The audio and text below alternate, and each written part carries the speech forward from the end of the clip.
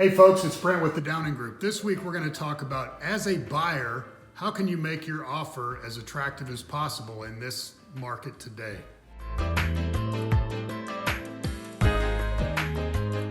So welcome back to the channel. A few episodes ago, I went over for homeowners or sellers what to look for in an offer. As a buyer in today's market, with there being 2 months of inventory is just very tight. That is definitely a seller's market.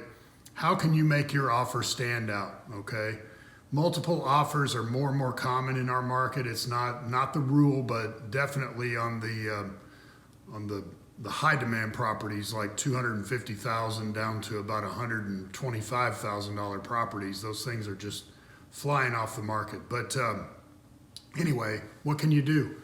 Well, number one, when you go to make an offer, make sure that your agent presents your pre-qualification letter, saying that you can get a mortgage, or if you're paying cash, that you have proof of funds that are accompanying the offer, or at least can be sent very quickly with the offer.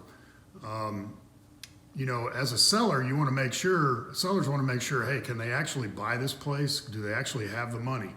So that's very important, is to do that ahead of time, get that stuff ready. The other thing is be reasonable on price. I mean, your agent should be able to tell you the range of what a property is, roughly selling for. Don't try and steal them. If you want to try and steal property as a buyer right now, it's just not the time to do it. There's just too much demand out there. So be reasonable on price. The other concessions or terms that you should consider are, be flexible on your close date. Do you really need to move in that quick? Maybe the seller wants to, have a couple of months to find their house. If you can be more flexible on that, or at least ask the listing agent, have your agent ask them, see what's important to the seller. Here's a big one. When we list property, a lot of times we'll hear the seller say, I'm selling this as is. Well, what they're afraid of is somebody coming in and nickel and diming them on the inspections. And so, if the property that you're interested in appears to be in super great condition, maybe, again, if you're in multiple offer situation, maybe you offer to buy it as is. Now, with a due diligence period. So in other words, you can still do inspections. If you find something super scary that you wouldn't buy the house if you knew about, then you can get out of it still. But maybe you just tell them up front, we're not going to make you do any repairs.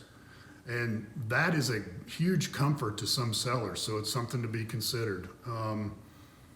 Your closing cost, asking a seller to pay those just basically comes off the bottom line for the seller. And really all you're doing when you ask the seller to pay your closing cost is financing your closing cost. Say you have $5,000 in closing costs for your lender, your attorney, all that stuff.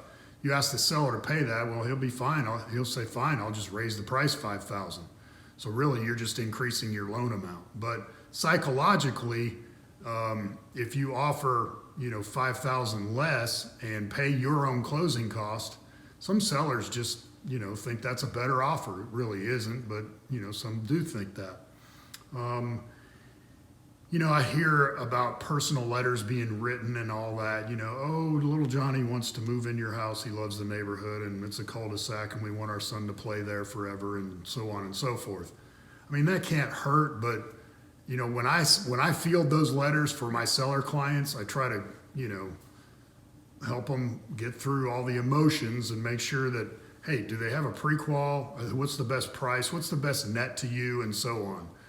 Writing a nice letter, again, won't hurt. And then I would also leave the personal property out of the offer. Some people come in and they want your couch, and they want your, fridge, they want your, lawnmower, all these things. Unless the seller doesn't care about that stuff, I would leave that out, just to keep it a clean offer.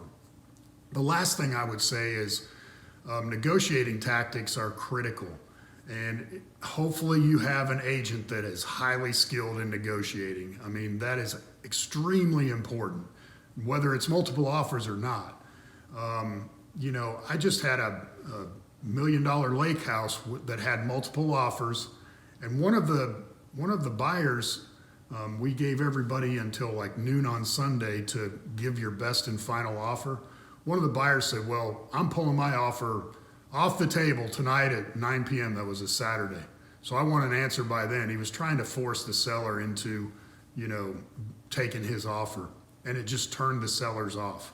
And they said, heck with those people. They're not our type of people, and we don't want our neighbors having to deal with somebody that's a jerk like that. So, you know, rookie negotiating tactics or being a jerk or those kind of things, just I don't advise playing around. I mean, especially when you're in multiple offers. So there's a few things to consider to make your offer look better as a buyer, especially in today's market. If you're a seller right now, we need some inventory. We need some homes to sell because it is crazy out there. The market is just very hot for sellers. Call us, DM us on our Facebook page. We'll be happy to help. Have a great week.